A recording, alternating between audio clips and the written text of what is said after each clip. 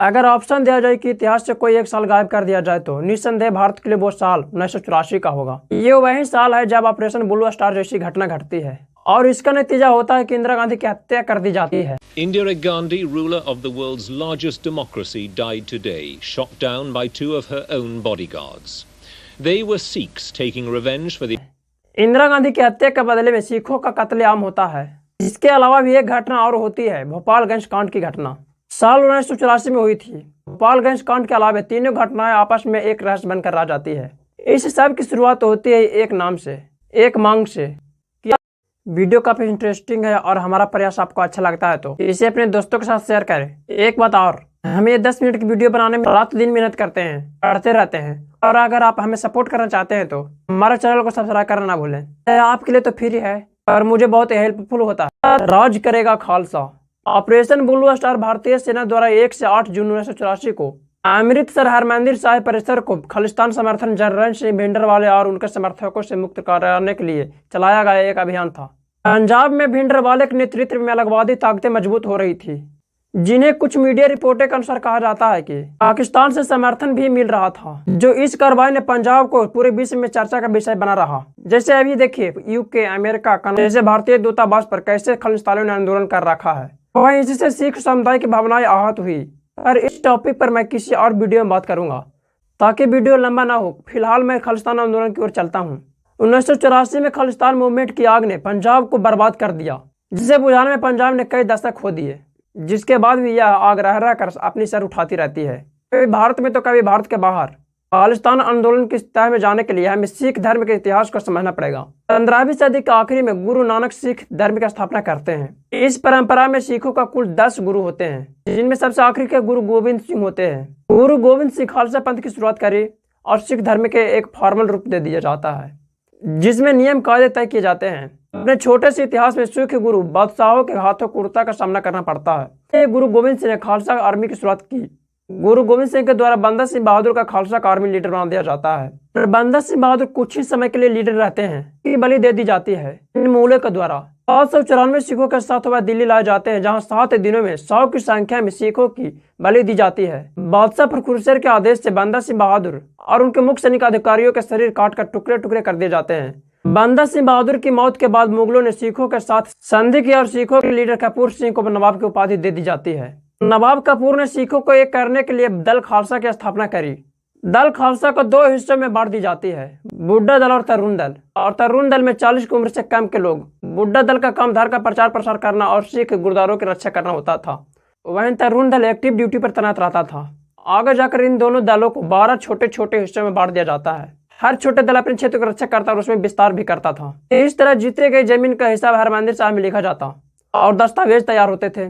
आगे जाकर इन दस्तावेजों के आधार पर रियासतें तैयार हुआ करते थे, जिसे मिस्र कहा जाने लगा। क्योंकि दल खालसा का 12 हिस्से थे, इसलिए सिखों की रियासत 12 मिसलों के रूप में तैयार हुआ। 18वीं सदी के अंत तक मिसले ऐसे ही चलता रहा और कई बार आपस में लड़ाई भी हुआ करता था।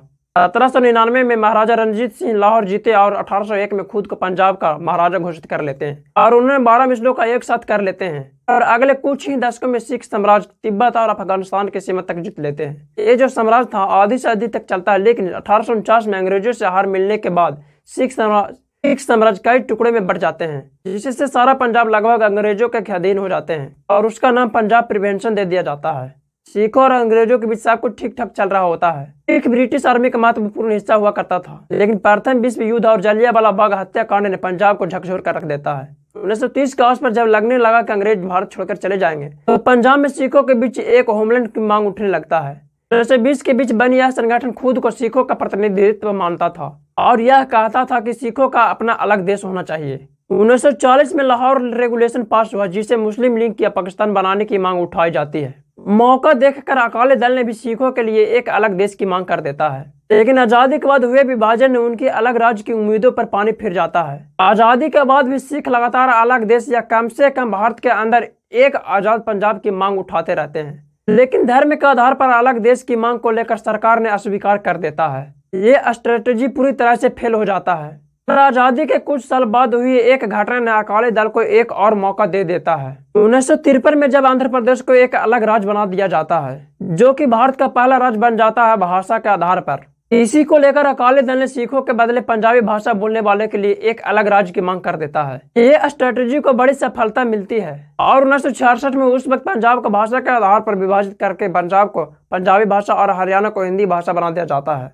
पंजाब बनने के बाद सिखों की मांग पूरी हो जानी चाहिए थी, पर होता कुछ उल्टा ही है। पंजाब गठन के दौरान सरकार द्वारा चंडीगढ़ को और हरियाणा का संयुक्त राजधानी बना दिया जाता है। कुछ पंजाबी बोलने वाले इलाके हरियाणा को दे दिए जाते हैं। एक और बड़ी दिक्कत थी पानी को लेकर, अपने कंट्रोल में लेकर उनको मनमाने तरीके से बांट देते हैं। यही सब चक्कर में नदियों का पानी सिर्फ 23% ही पंजाब को मिलता है। यह सब मुद्दे पंजाब में नए उबाल ले रहे थे। अब सवाल यह है कि इन सभी के बीच खालिस्तान की मांग पहली बार कहां से उठा। 1971 की बात है। अमेरिकी अखबार न्यूयॉर्क टाइम में एक विज्ञापन छपती है जिसमें खालिस्तान नाम के एक नए देश की घोषणा की जाती है और दुनिया भर में रहने वाले सिखों को मदद देने को कहा जाता है। इस विज्ञापन को छपवाने वाला था जगजीत सिंह चौहान, जो कि एक समय पंजाब विधानसभा का डिप्टी स्पीकर रह चुका था। 1969 में चुनाव हारने के बाद ब्रिटेन चला जाता है और वो खालिस्तान समर्थन में अभियान करना शुरू कर देता है। खालिस्तान का मतलब होता है शुद्ध स्थान, जैसे खालिश घी, खालिश दूध, वैसे ही खालिस्तान। जिस खालिस्तान की मांग हो रही है उसमें पंजाब, हरियाणा, हिमाचल और राजस्थान के भी कुछ हिस्से आते हैं। ब्रिटेन में कुछ खास समर्थन नहीं मिलता है इस प्रचार प्रसार का। इसी बीच 1971 का युद्ध हो जाता है और पाकिस्तान इस युद्ध में खालिस्तान आंदोलन को हवा दे देता है। जगजीत सिंह को पाकिस्तान आने का निमंत्रण मिलता है और उसने फिर से खालिस्तान की बात कर देता है, जिसे पाकिस्तान की प्रेस में खूब जोर शोर से उछालता है। जगजीत कहता है कि जुल्फिकार अली भुट्टो ने उसे प्रस्ताव दिया था कि ननकाना साहिब में खालिस्तान की राजधानी बनेगी। अगले कुछ सालों में जगजीत की मुहिम को यूरोप और अमेरिका में एक सिख समुदाय समर्थन मिलने लगता है और जगजीत की हैसियत बढ़ता ही चला जाता है। हालांकि हिंदुस्तान में इसकी कोई भनक नहीं था। भारत में एक अलग देश की मांग हो रही है। साल 1973 में अकाली दल के कार्य समिति ने आनंदपुर साहिब में आयोजित एक सम्मेलन में एक प्रस्ताव पास होता है जिसे आनंदपुर रेजोल्यूशन कहा जाता है। इस प्रस्ताव में कहा गया कि केंद्र सरकार को डिफेंस और मुद्रा विदेश नीति को छोड़कर बाकी सब मामले पंजाब पर छोड़ देनी चाहिए। इंदिरा गांधी ने इस प्रस्ताव को देशद्रोही बताया और उन्होंने कहा कि यह कोई ऑटोनॉमी की डिमांड नहीं है, यह तो एक अलग देश की डिमांड है। यह सही बात नहीं बोली थी इंदिरा गांधी ने। अकाली दल पर शिकंजा कसने के लिए 1972 में इंदिरा गांधी ने ज्ञानी जैल सिंह को पंजाब का मुख्यमंत्री बना दिया जाता है और 1977 में अकाली दल एक बार फिर सत्ता में वापसी कर जाता है। 1977 में ही एक और शख्स की वापसी हो जाती है। जगजीत सिंह चौहान भारत लौट आता है। हाँ, उसने खालिस्तान मांग को हवा दे देता है और ब्रिटेन में जाकर खालिस्तान नेशन काउंसिल की स्थापना भी कर देता है। 1980 में उसने खालिस्तान नामक नए देश का ऐलान भी कर देता है। और इतना ही नहीं, खालिस्तान हाउस नाम के एक इमारत से उसने खालिस्तान के पासपोर्ट, डाक टिकट और खालिस्तान रुपए भी जारी कर देता है। इसी दौरान वो जनरल सिंह भिंडरावाले के संपर्क में आ जाता है, जिसका पंजाब में प्रभाव लगातार बढ़ता ही जा रहा था। आखिरकार कौन है ये जनरल सिंह भिंडरावाले और अमृतपाल सिंह?